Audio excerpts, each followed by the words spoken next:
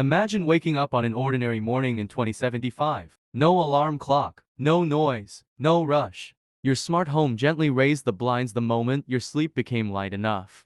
Outside the window, a city that barely makes a sound. Silent pods glide between buildings covered in living moss and solar panels.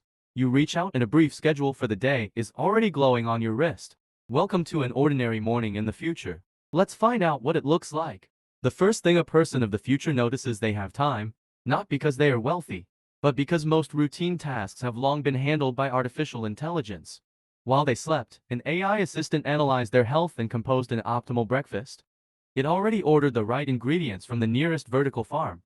No lines at the store. No traffic jams on the way to work. The morning begins calmly with real coffee and 15 minutes of quiet. For thousands of years, mornings meant survival. Gathering firewood, hunting for food, fighting the cold. Now, for the first time in human history, the morning belongs to the person. Completely and entirely. And that changes everything about how a day begins. No stress, no pressure, just time yours to use. The future does not start with a deadline. It starts with a breath, a cup of coffee, and a choice of what to do next. Breakfast in 2075 is not just food. It is personalized medicine. Genetic profile, microbiome analysis, stress levels all taken into account. Meat has largely been replaced by protein grown from cultivated cells.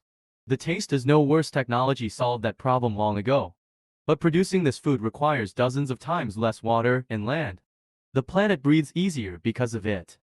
And people live longer not because someone invented a cure for aging, but because they learned to eat right from birth. Every meal is calculated, every ingredient has a purpose. Your body gets exactly what it needs, nothing more, nothing less. Food is no longer just fuel. It is information your body receives every single day. And that information keeps you healthy, energized, and alive longer than ever before.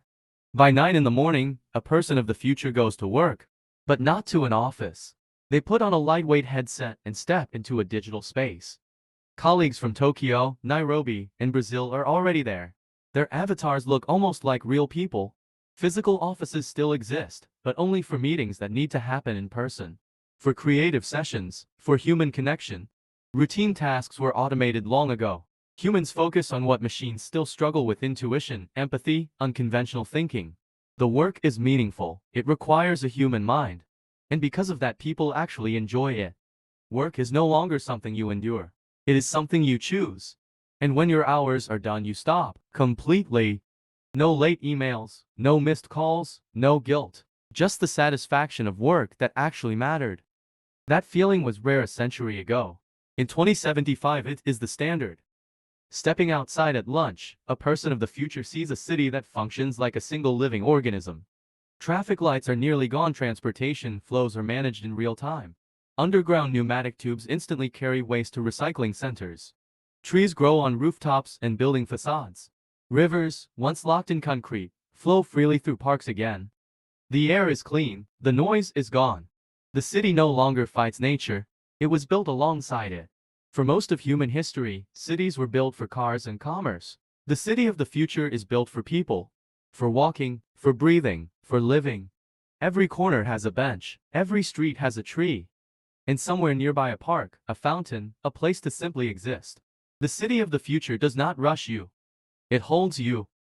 After lunch, a routine health check. But not at a hospital, right at home. A wristband has already sent the data to an AI doctor. It analyzed 10,000 indicators in a fraction of a second. Everything is fine. A short notification arrives. But if something were wrong, the system would have flagged it weeks earlier. Before symptoms, before pain, before crisis. The medicine of the future does not treat disease. It prevents it from developing in the first place. No waiting rooms, no anxiety, no unexpected diagnoses. Just a quiet signal that says you are doing well. And if you are not, help arrives before you even feel it.